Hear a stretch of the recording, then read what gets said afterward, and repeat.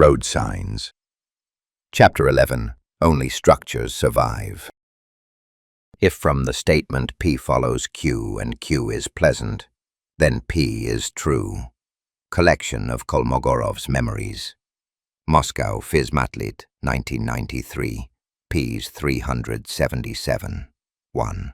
The road turned out to be unexpectedly long, and we, having lost our way, came to the railway in a completely different, unfamiliar place. This was definitely not a suburb of Klin, which was encouraging. Along the road there was an unknown settlement, however. There was no settlement anymore. There was nothing to settle down. Part of the settlement had burned down, and the other part, it felt like they had once fired cannons. Realizing that we would have to walk for a long time, we decided to have a snack, what the elves had sent us, and started looking for a place. Suddenly something white flashed in the broken window of an abandoned house. The house had no roof and one wall, but in the middle of a large littered space, there was a white plastic table and chairs, exactly like in the open-air cafes of my childhood. We went inside, put the cans on the table, and sat down opposite each other. The skeleton of a zhiguli, literally turned into a sieve, was visible through the hole in the wall. It seemed as if the rusty body was sewn from brown, rough lace. There had clearly been a battle here at some point, and a hot battle. And already, after putting the first piece in my mouth, I saw another detail of the landscape.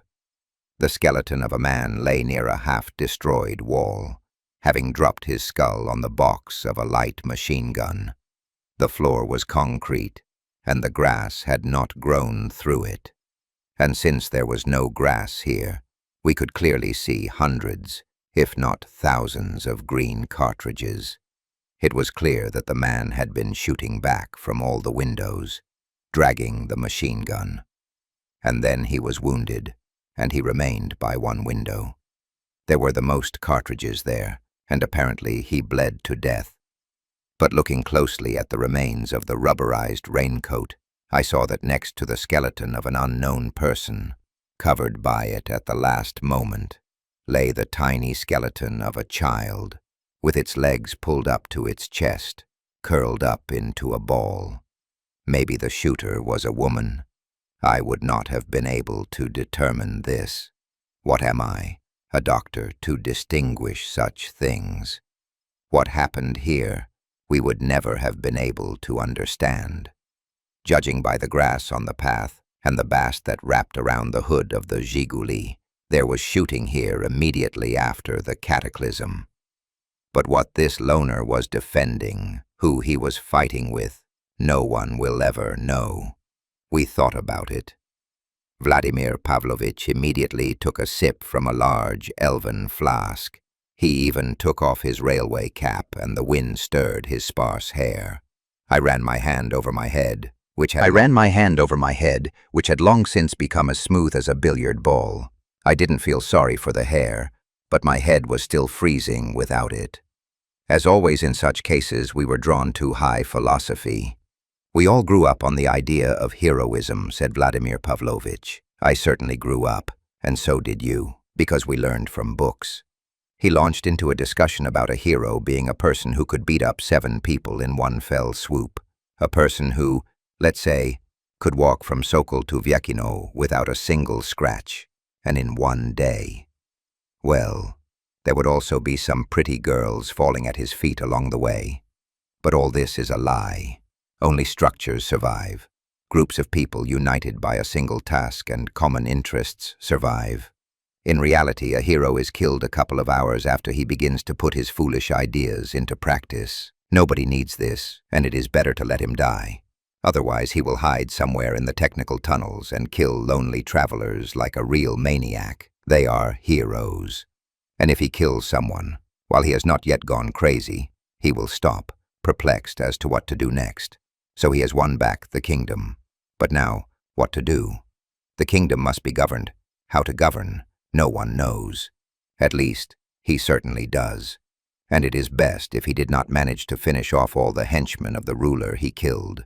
The usurper will make them his ministers, drink on the throne, and history will be satisfied with a little bloodshed. But if he has cleaned up the henchmen, and the utopian idea is strong in him, then expect trouble. The entire station will perish. Actually, according to legend, this happened at our Timiriazevskaya before its destruction. I won't say whether it's true or not, but it's very similar to life. Look, Vladimir Pavlovich told me, we can bring these people from the surface to us or bring ours here. So what? Everyone will die, in a month, one by one. The structure survives. A gang, a state or a family. Smiling cynically, we opened the cans of pork. We could have gone somewhere, but there was wind and spring slush outside. And here there was something to sit on. And in the room there was a plastic table that was not subject to rotting. Plastic, as I was convinced, survived any cataclysms better than iron and wood.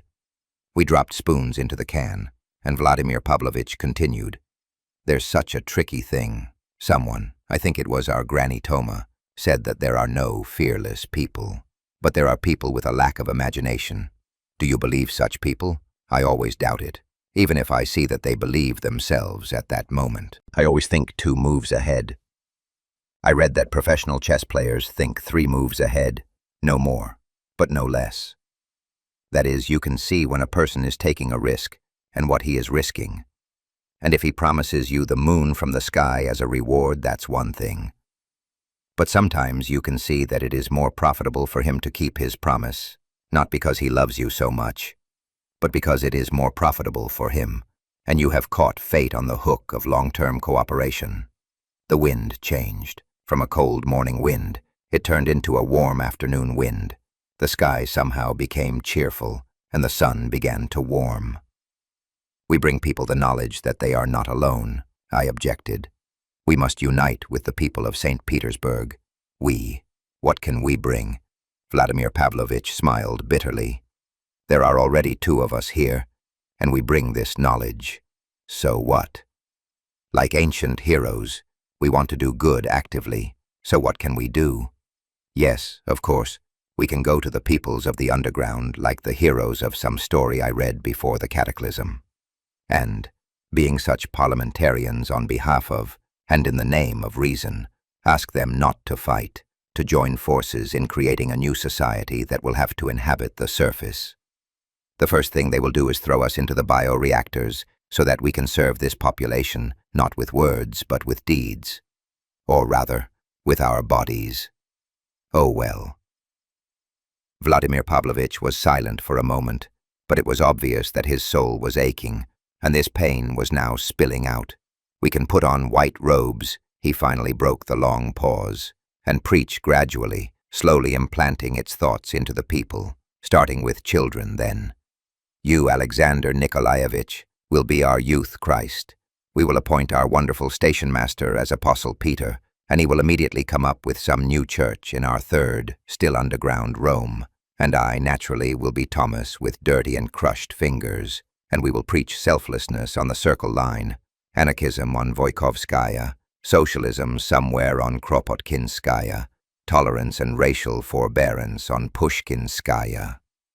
Naturally, as they promised us in that book I once read, the new Pharisees will impale us, and the residents of the metro, whom we wanted to save and bring to the surface, will throw shit at us with cheerful cries.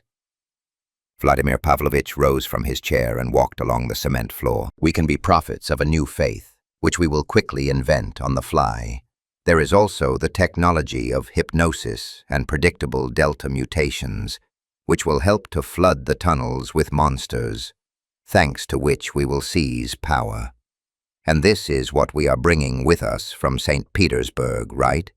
We will seize some nice station, kill the vigilantes, and then the Pharisees' stations will turn into firebrands, and we will be shot, or, most likely, stabbed from around the corner. Chaos will reign everywhere in the Moscow metro, from which some Sadducees will emerge. That's all. And it is written in all the books that were sold in millions of copies not long before the cataclysm.